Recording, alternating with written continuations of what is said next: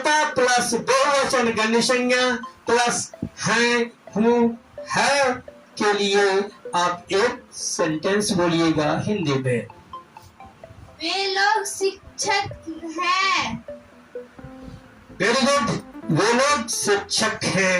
तो अब आप इसको जो ट्रांसलेशन बनाते हैं उस समय किस इंग्लिश स्ट्रक्चर का उपयोग करेंगे, वह इंग्लिश स्ट्रक्चर बोलिएगा।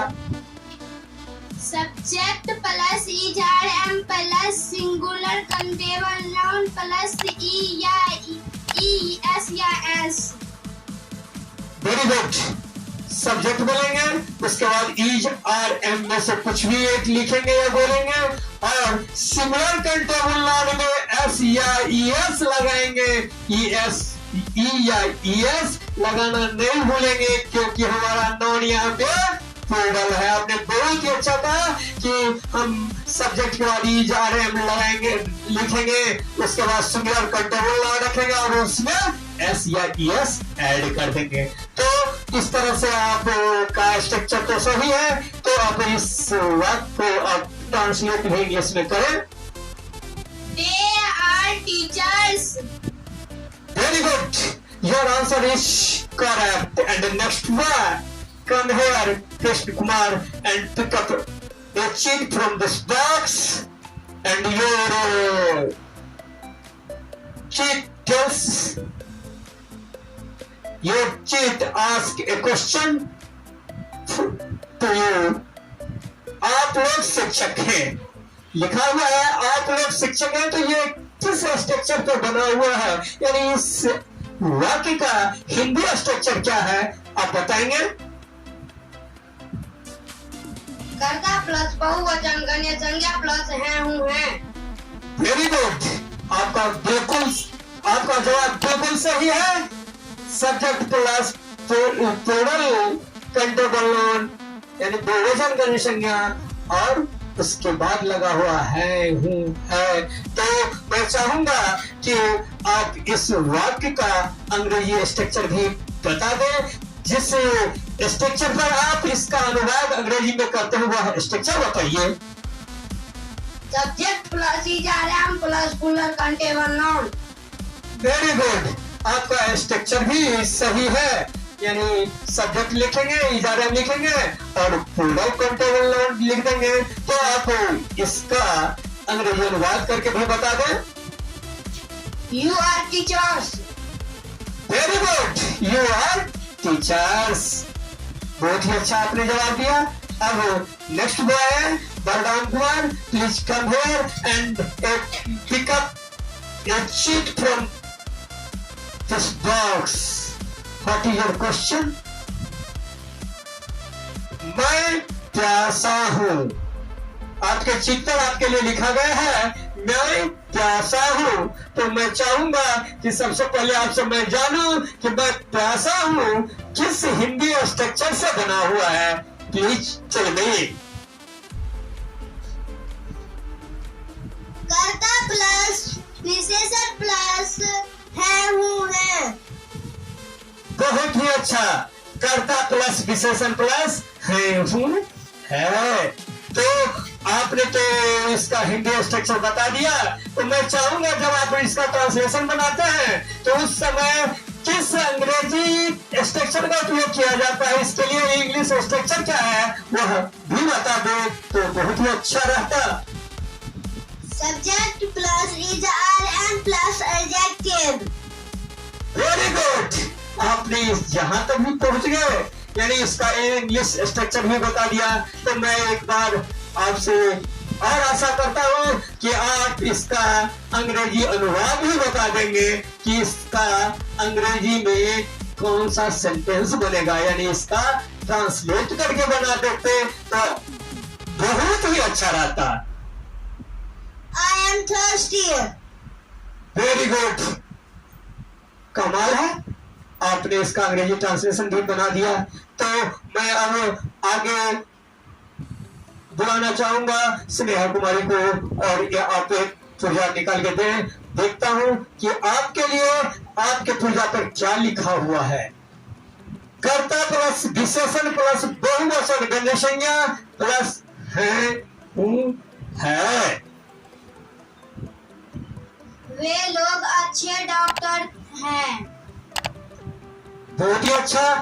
आपके लिए था कर्ता प्लस विशेषण प्लस बहुवचन गणेश संज्ञा, और आपने सही जवाब दिया। इसका एक हिंदी वाक्य जो बनाया है, ये लोग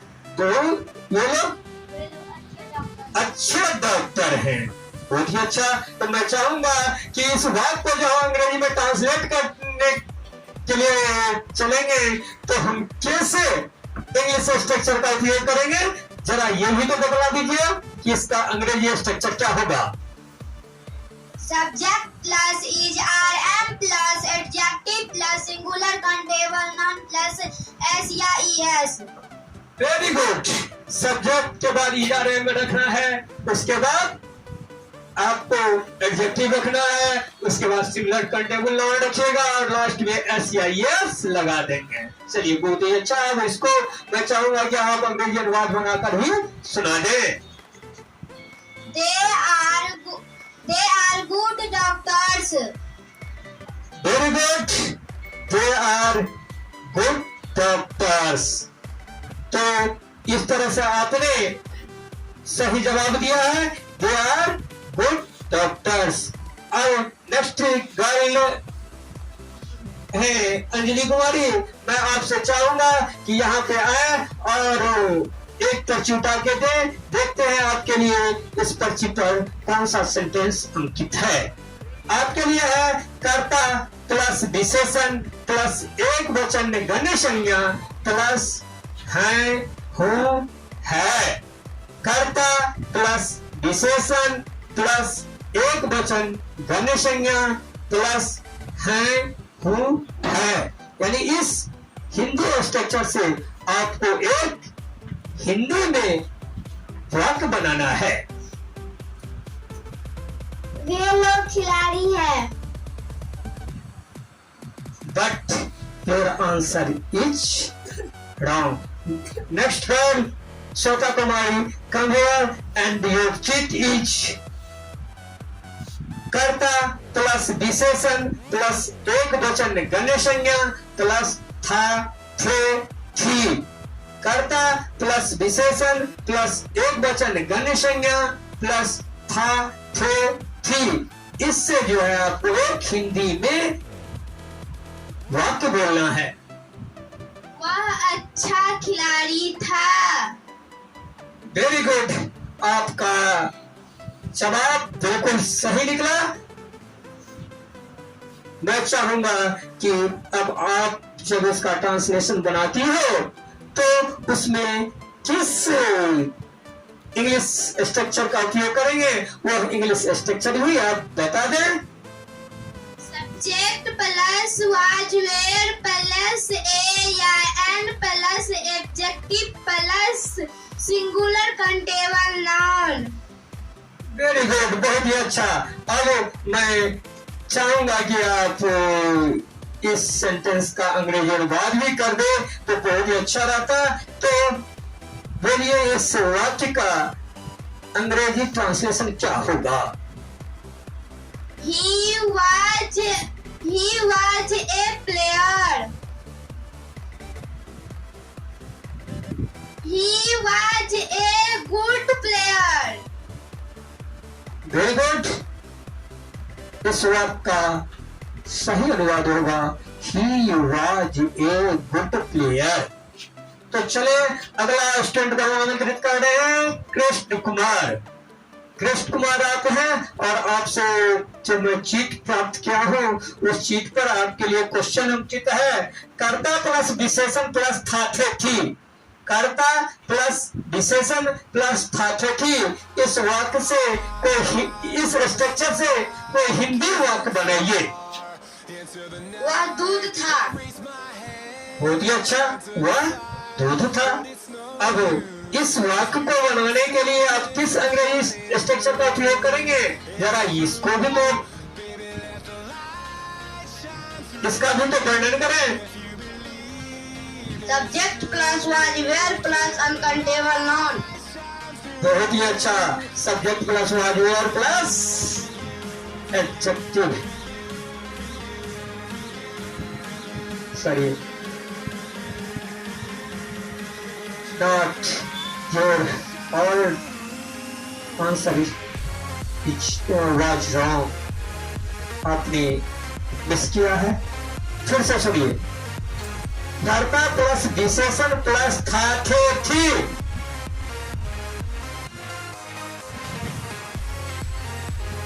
वह अच्छा था।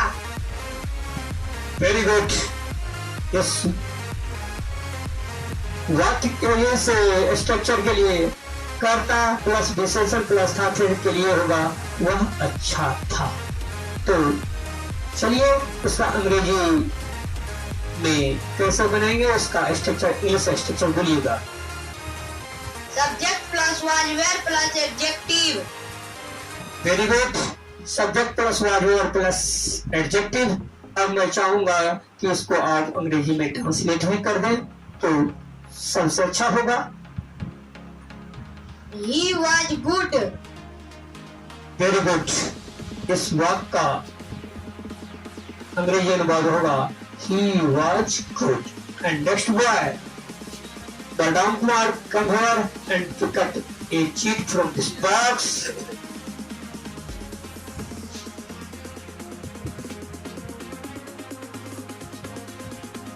इसकी में लिखा हुआ है कर्ता प्लस विशेषण प्लस बहुवचन गण्य संज्ञा प्लस था, थे, थी। यानी आप एक ऐसे हिंदी वाक्य का बना दें, एक ऐसे हिंदी वाक्य बनाए जिसमें कर्ता प्लस विशेषण प्लस बहुवचन गण्य संज्ञा प्लस था, थे, थी का उपयोग किया गया है।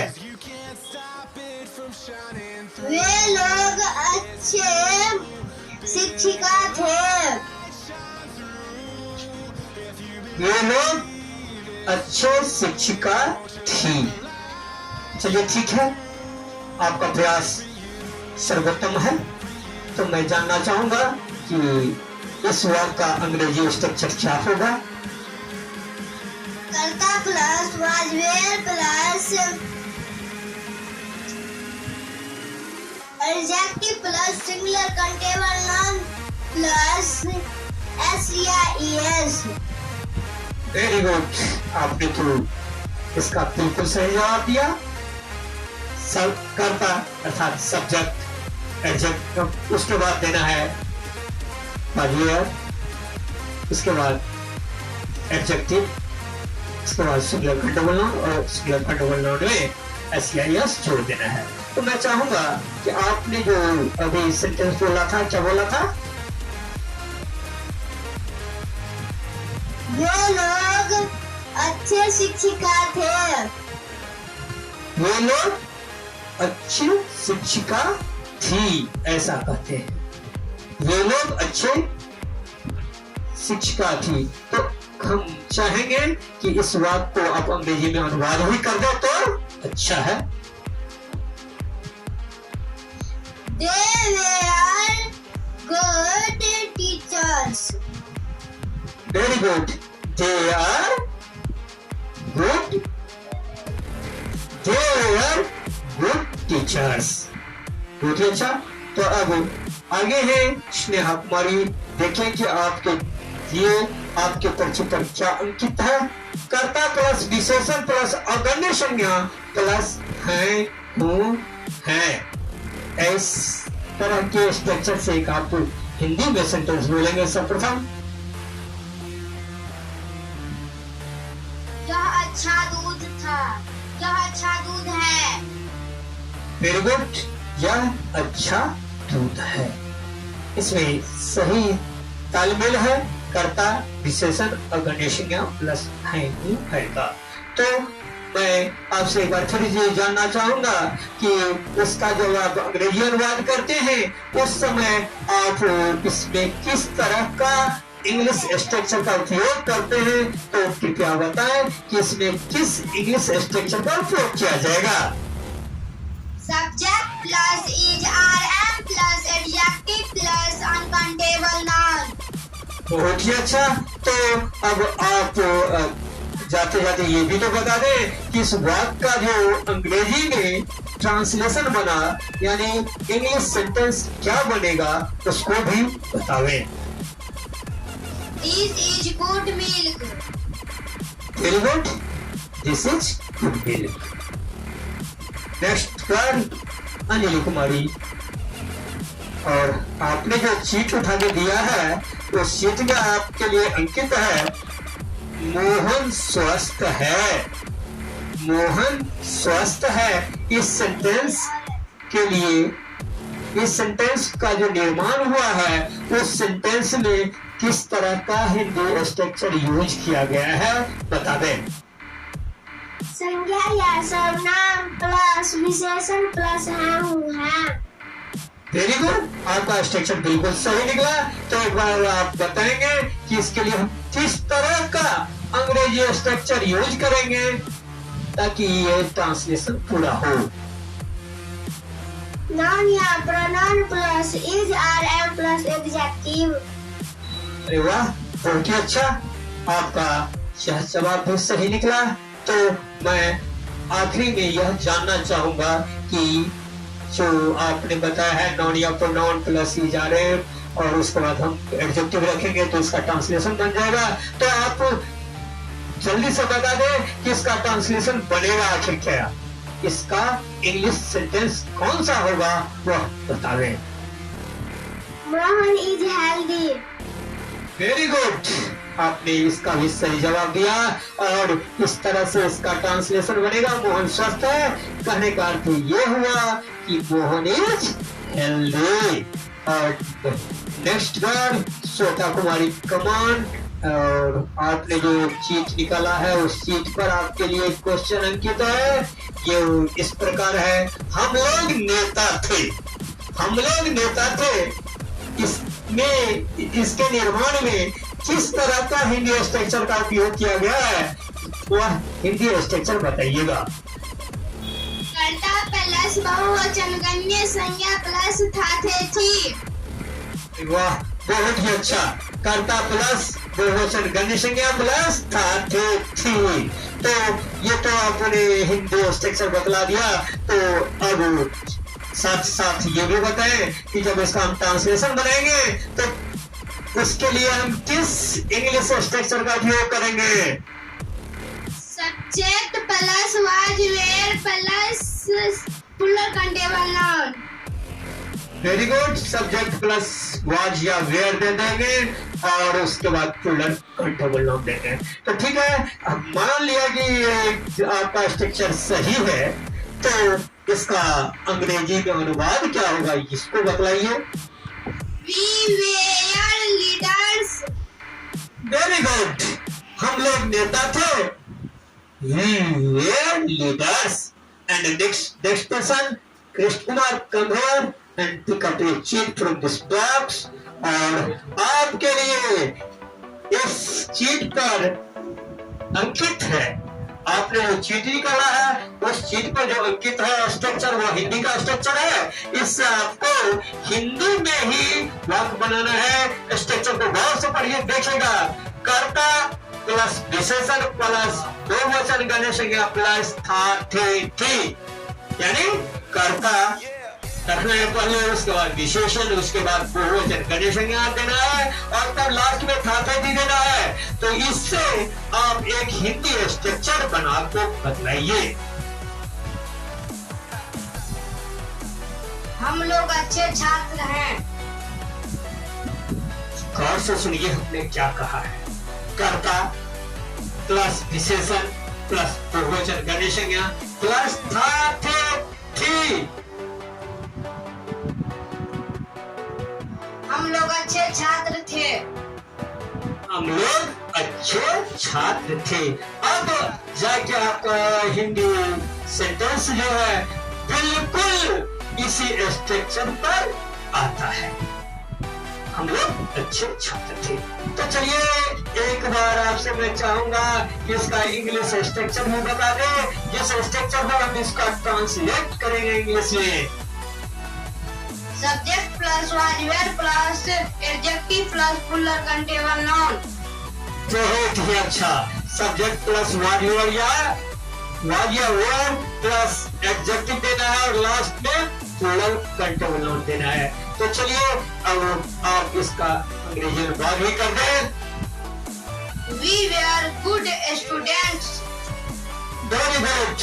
You were good students. And next person, Madam Kumar, come here and pick up a check from this box. आपके लिए तो बहुत ही आसान लेकिन बहुत ही पेचीदा सेंटेंस आ गया है आपके पर्ची पे। देखना है कि आप इस पेचीदा लेकिन आसान सा सेंटेंस का जवाब दे पाते हैं कि नहीं, वो दे पाते हैं। बहुत ही आसान है, देखने में बहुत ही छोटा, बहुत ही आसान लगता है, लेकिन यह ऐसा सेंटेंस है जो बड़े बड़े भी इसमें कच्चे खा जाते हैं। तो देखते हैं कि आप बच के निकल जाते हैं या फिर आप भी कच्चा खा जाते हैं। वे डॉक्टर हैं, वे डॉक्टर हैं। इसका आप हिंदी स्ट्रक्चर आदि हिंदी स्ट्रक्चर पहले बोलिए, उसके बाद इंग्लिश स्ट्रक्चर बोलिए, फिर ट्रांसलेशन बोलिए। देख रहे हैं आप अब आप क्या करते हैं।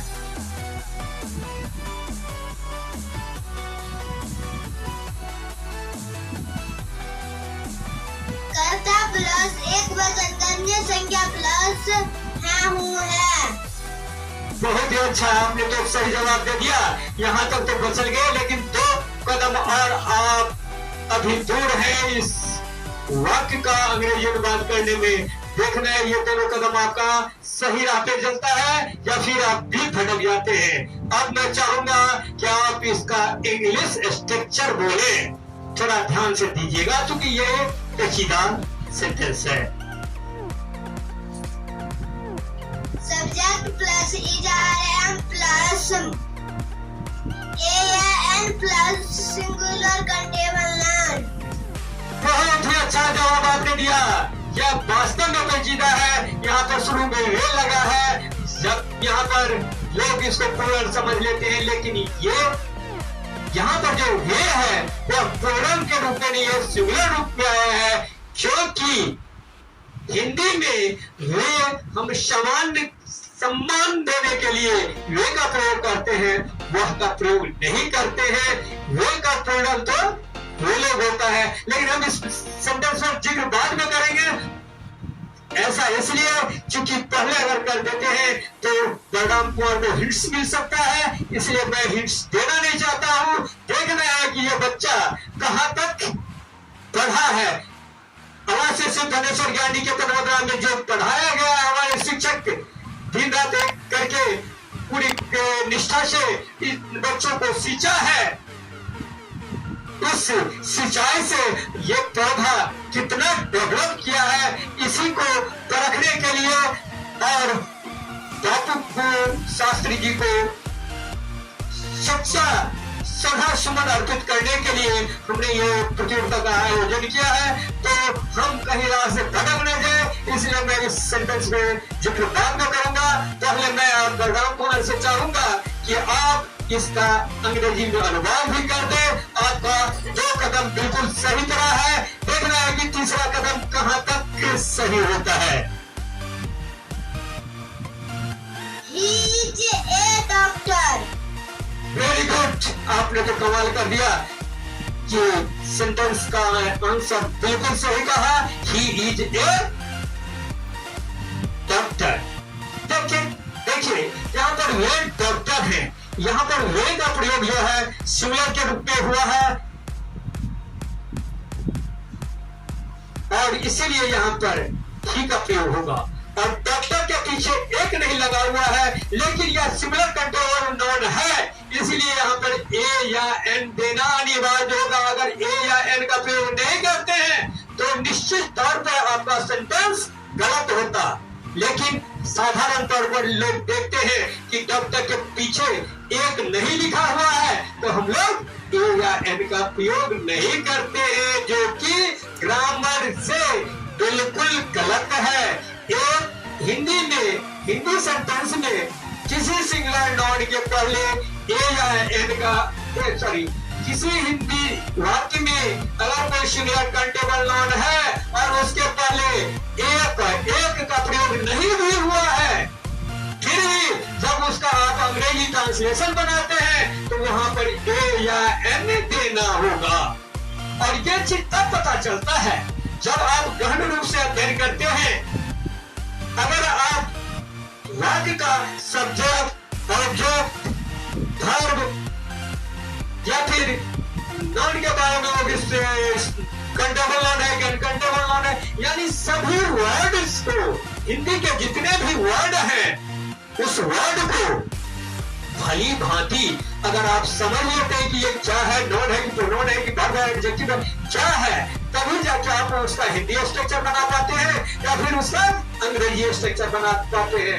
अगर बच्चे हिंदी स्ट्रक्चर और अंग्रेजी स्ट्रक्चर के को भली भांति समझ जाए तो निश्चित तौर पे वो ट्रांसलेशन खुद बनवाना ही नहीं सीखेंगे, उसको क्या करते हैं, ट्रांसलेशन बनाना और उस ट्रांसलेशन का निर्माण करना, दो चीज होता है। ट्रांसलेशन बनाने का मतलब है एक्सरसाइज में लिखा हुआ है, एक्सरसाइज के पीछे से हम लोग नकल कर लेते हैं उसका स्ट्रक्चर पर, ये उदाहरण को देख के बना लेते हैं, तो आज बनाया कल साफ। लेकिन जब बच्चे भली भांति इस स्ट्रक्चर को, हिंदी स्ट्रक्चर को, इंग्लिश स्ट्रक्चर को समझ लेंगे, खुद से हिंदी वाक्य का निर्माण करना सीख लेंगे, तो वह बच्चा निश्चित तौर पर उस ट्रांसलेशन को ही नहीं, उस तरह के कोई भी ट्रांसलेशन को हल कर सकते हैं, आसानी से कर सकते हैं, उसमें कोई गलती नहीं होगा, इसमें कोई तुमत नहीं है। जैसे अब बच्चे नॉन प्रोनाउन वर्ब जानते नहीं है, चूंकि अंग्रेजी में जितने भी वर्ड्स हैं उस वर्ड्स को 8 भागों में बांटा गया है, जिसको हम लोग पार्ट्स ऑफ स्पीच के नाम से जानते हैं। कहा गया है all English words are divided into six group according to their usages in the sentence, each group is called parts of speech. बच्चे को पार्ट्स ऑफ स्पीच के बारे में जानकारी हम लोग सही से देते नहीं है, बच्चे पार्ट्स ऑफ स्पीच को सीख नहीं पाते हैं और उससे उम्मीद करते हैं कि वो अच्छा से ट्रांसलेशन। ये कैसे संभव हो सकता है? जो इकाई है जिसके बदौलत हम धर्म निर्माण करने के जा रहे हैं, अगर मेरा ईटा ही वही जिस ईट से हम भवन निर्माण करने जा रहे हैं वह ईटा ही 2 नंबर का हो या पका हुआ नहीं हो, तो मेरा मकान कितना मजबूत हो पाएगा, जरा सोचिए। उसी तरह से अगर ट्रांसलेशन कराते हैं इंग्लिश के बारे में आप जिक्र करते हो कि हमको इंग्लिश सीखना है, हमारे बच्चों को इंग्लिश सीखना है, तो कल्पना कीजिए वही चीज है ईट, और यहाँ भवन निर्माण के लिए जो चीज ईट है, सीमेंट है, बालू है, वही चीज हमारे बच्चे के लिए पार्ट्स ऑफ स्पीच है। क्योंकि आपका परिभाषा आपको बता रहा है all English words are divided into 8 groups. अंग्रेजी के जितने भी वर्ड्स हैं, सारे वर्ड्स को कितने भागों में बांटा गया है? 8 भागों में। कैसे बांट दिया गया है भाई? उदाली से नहीं, according to their usages in the sentence. वह वर्ड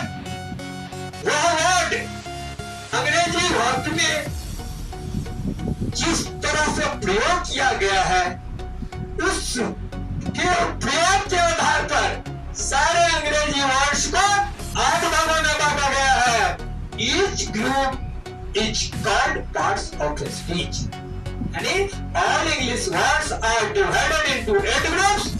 अंग्रेजी के सभी शब्दों को 8 समूहों में, 8 वर्गों में बांटा गया है अकॉर्डिंग टू देयर यूजेज। उसके उपयोग के आधार पर, उसके प्रयोग के आधार पर इन ए सेंटेंस, यानी वाक्य में जो प्रयोग होता है उसके आधार पर बांटा गया है। Each group is called parts of speech, और उसी को हम पार्ट्स ऑफ स्पीच कहते हैं। तो हमको सबसे पहले छोटी छोटी बातों को ध्यान में रखना होगा, छोटी छोटी गलतियों को दूर करना होगा, उसके बाद ही हम एक सुदृढ़ स्टूडेंट बना सकते हैं, हम एक सुदृढ़ स्टूडेंट बन सकते हैं। और इसी तरह से है, हम जब बच्चे ये सारे वर्ड्स के बारे में समझ लेते हैं तो फिर वो आगे उन्हें कोई परेशानी नहीं होता है।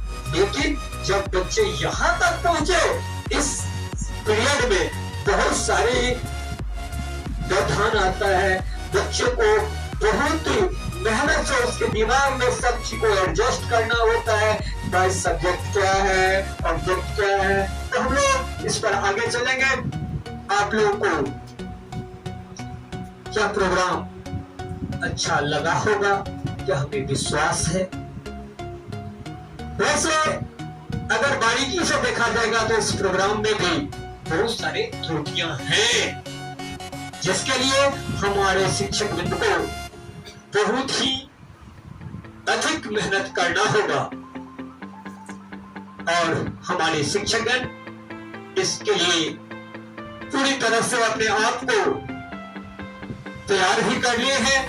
यहाँ तक कि हमारे बच्चे भी इसके लिए अपने माइंड को पूर्णतः माइंड मेकअप कर लिए हैं, पूर्णतः ऐसा कर लिए कि हमको आगे बढ़ना है। एक न एक अंग्रेजी स्पीच ही नहीं देना है, स्पीच देना तो अलग बात है, 10 लाइन हम याद कर ले स्पीच दे दे, लेकिन उतना ही नहीं, हम स्पीच का खुद निर्माण करेंगे, हम खुद स्पीच बनाएंगे और खुद एक स्पीच देंगे जो औरों के स्पीच से, औरों बुक के से अलग होगा, बेहतर होगा। और हम आपस में एक दूसरे भाइयों से, बहनों से एक स्कूल पीरियड में ही स्कूल कैंपस में अंग्रेजी में ही वार्तालाप करेंगे। स्कूल कैंपस से बाहर अभी तो नहीं करेंगे, क्योंकि स्कूल कैंपस से बाहर वैसा माहौल अवेलेबल नहीं होता है। जब हमें अवेलेबल हो जाएगा हम वहां भी खुलेआम बात करेंगे, तभी ये हमें सीखने का समय है, सीखेंगे। और उसी तरह से हम लोग फिर 14 नवंबर में जो बाल दिवस के रूप में जाना जाता है, पंडित जवाहरलाल नेहरू जी का जन्म दिवस, उन्हें भी हम बच्चे इसी तरह से अपनी प्रगति का श्रद्धा सुमन उनके चरणों में अर्पित करके उन्हें सच्ची श्रद्धांजलि देंगे। क्योंकि हमारे महापुरुष सिर्फ उन्हें याद करने से खुश नहीं होते हैं, उनके बताए हुए रास्ते पर, उनके सिद्धांतों पर चलने का अगर हम संकल्प करते हैं तो हमारे पूर्वज, हमारे महापुरुष हमें धन्यवाद देते हैं, हमें आशीर्वाद देते हैं और आगे बढ़ने का मौका देते हैं। इन शब्दों के साथ मैं आज के कार्यक्रम को यही समाप्त करता हूँ।